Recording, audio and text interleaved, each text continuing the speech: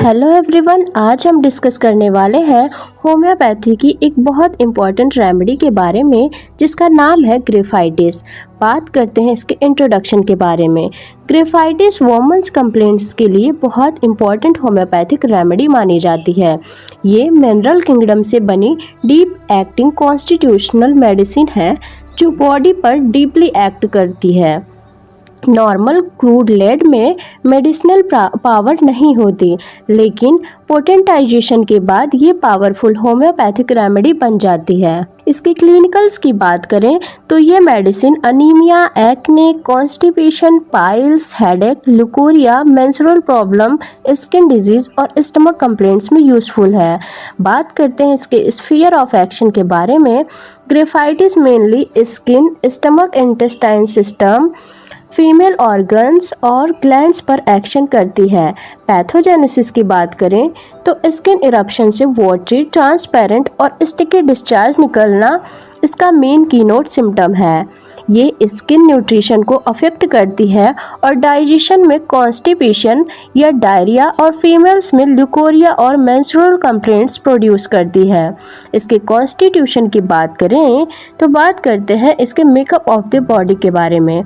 ये remedy specially उन females में सूटेड होती है जो फेयर, फैट और फ्लैबी हो, बॉडी में फैट अनइवनली डिपॉजिट हो, फेस पेल दिखे, हेयर स्प्लिट हो, नेल्स ब्रिटल हो और कॉन्स्टिपेशन के साथ डिलेड मेंसेस की हिस्ट्री हो। टेम्परामेंट की बात करें तो पेशेंट इरिटेबल टेम्परामेंट का होता है और उसका नेचर जो होता है वो मेलनकोलिक होता है। पेशेंट बहुत डिप्रेस नेचर का होता है। Relation with heat and cold की बात करें तो पेशेंट को बहुत ज़्यादा ठंड लगती है, यानी कि चिली पेशेंट होता है। मियाज की बात करें तो इस रेमेडी का मेन मियाज सोरा माना जाता है। डायथिसिस की बात करें तो ट्यूबरकुलर और कैंसर टेंडेंसी वाले पेशेंट्स में यूजफुल होती है यह रेमेडी।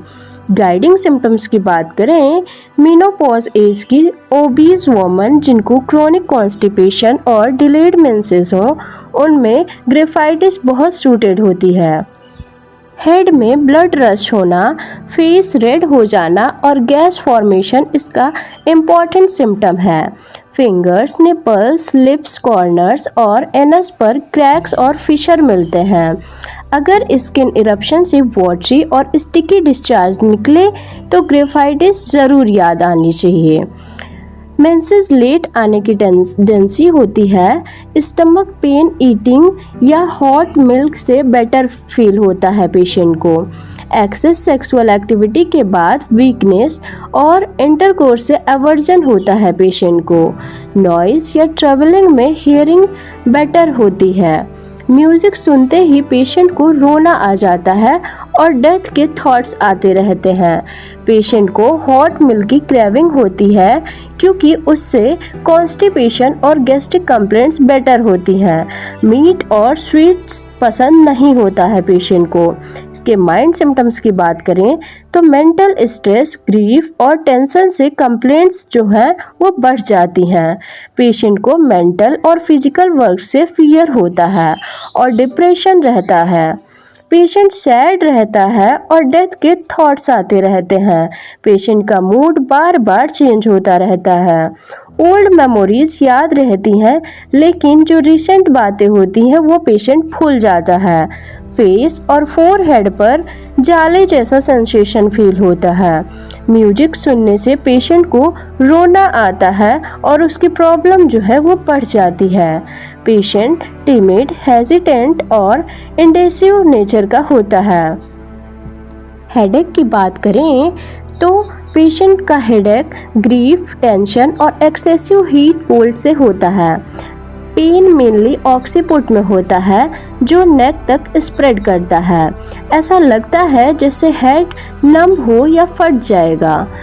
नाइट और मेंसेस के टाइम हेडेक बढ़ता है और लाइंग डाउन से रिलीफ मिलता है पेशेंट को।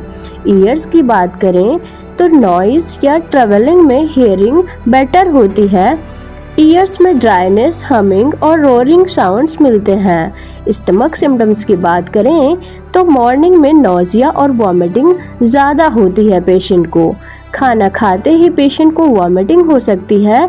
हॉट मिल्क से स्टमक पेन बेटर होता है। कॉन्स्टिपेशन की बात करें तो ग्रेफाइटिस पेशेंट में कॉन्स्टिपेशन बहुत कॉमन सिम्टम है। स्टूल इसका हार्ड और लार्ज लम्प्स में होता है। एनएस में फिसर हो सकता है। स्टूल पास करते टाइम पाइल्स बाहर आ जाते हैं और बर्निंग पेन होता है। मेंसेस की बात करें तो फीट वेट होने के बाद जो मेंसेस है वो डिले हो जाते हैं। ब्लीडिंग की क्वांटिटी की बात करें तो वो बहुत कम होती है। ड्यूरेशन बहुत शॉर्ट होगा। मेंसेस शॉर्ट ड्यूरेशन के होते हैं। कैरेक्टर ऑफ ब्लड की बात करें तो ब्लड जो होगा वो पेल कलर का होता है। मेंसेस के टाइम सीवियर एब्डोमिनल पेन होता है। ल्यूकोरिया की बात करें तो ल्यूकोरिया मेंसेस के बिफोर और आफ्टर होता है। इरिटेटिंग होता है और गसेस में डिस्चार्ज आता है। स्किन सिम्टम्स की बात करें तो ये स्किन डिजीजेस की इम्पोर्टेंट रेमेडी मानी जाती है। पेशेंट के अंदर छोटी इंजरी भी जल्दी पस बना देती है। स्किन इरप्शन से वाटरी और स्टिकी डिस्चार्ज निकलता है। नेल्स ब्रिटल और डिफॉर्म्ड होते हैं। नाइट में बेड की वार्मथ से और मेंसेस के टाइम स्किन कंप्लेंट्स बढ़ जाती है।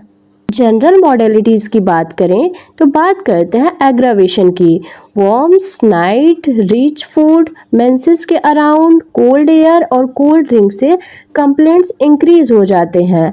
एमेलियोरेशन की बात करें तो warm drinks specially hot milk, open air और ईटिंग से पेशेंट को रिलीफ मिलता है। तो दोस्तों ये रहा ग्रेफाइटिस होम्योपैथिक रेमेडी का कंप्लीट इजी एक्सप्लेनेशन। अगर वीडियो हेल्पफुल लगा हो तो वीडियो को लाइक करें, चैनल को सब्सक्राइब करें और अपने फ्रेंड्स के साथ ज़रूर से ज़रूर शेयर करें। Thanks for watching.